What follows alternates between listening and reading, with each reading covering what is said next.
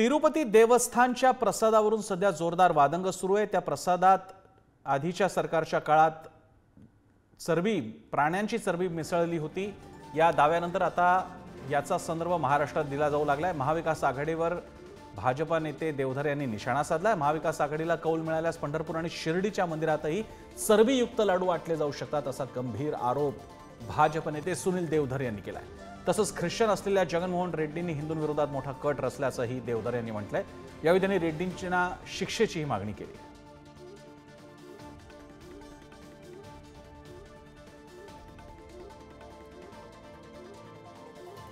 मवियाला कौल मिळाल्यास शिर्डी पंढरपुरात चरबीयुक्त लाडू चरबीयुक्त प्रसाद असा गंभीर दावा सुनील देवधरांकडून।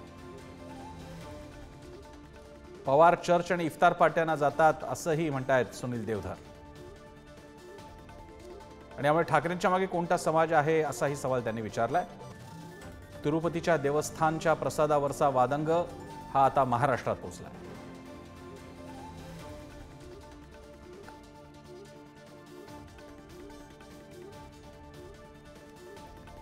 पवार चर्च आणि इफ्तार पार्ट्यांना जातात असं देवधर म्हणतायत। ठाकरेंच्या मागे कोणता समाज आहे हे दिसून येते असं सूचक वक्तव्य सुद्धा त्यांनी केलं। शरद पवार तर म्हणतातच मी पुरोगामी आहे म्हणजे काय ते म्हणतात की मी काही देवदर्शनावरती फार विश्वास ठेवत नाही, पण ते चर्चच्या कार्यक्रमांना जाताना दिसतात, ते इफ्तार पार्ट्यांना जाताना दिसतात।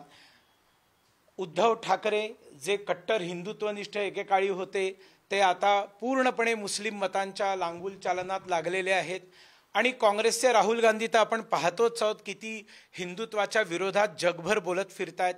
मला भीती अशी वाटते की ह्यांचं जर उद्या सरकार आलं तर पंढरपूरचे लाडू किंवा अंबाबाई महालक्ष्मीचे लाडू, शिर्डीच्या साईबाबांचे लाडू याच्यामध्ये सुद्धा सगळ्या अशा गोष्टी होऊ शकतील।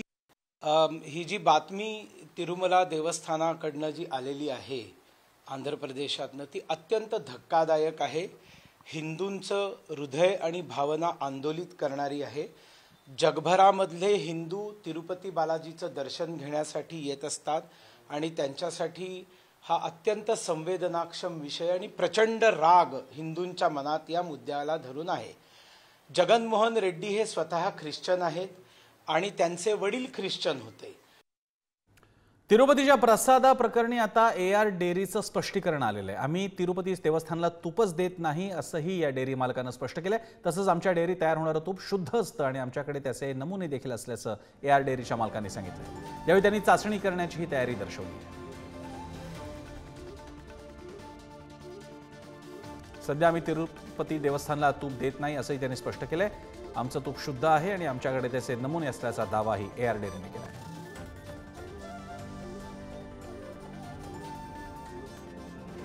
मुख्यमंत्री चंद्रबाबू नायडू यांनी तिरुपतीच्या लाडवातील तुपात प्राण्यांची चरबी असल्याचा गंभीर आरोप केला।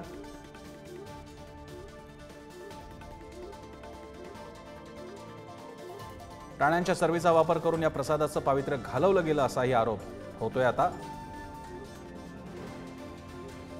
जगनमोहन रेड्डी यांची सत्ता असतानाही भेसळ झाल्याचा आरोप चंद्रबाबू नायडू यांनी केलाय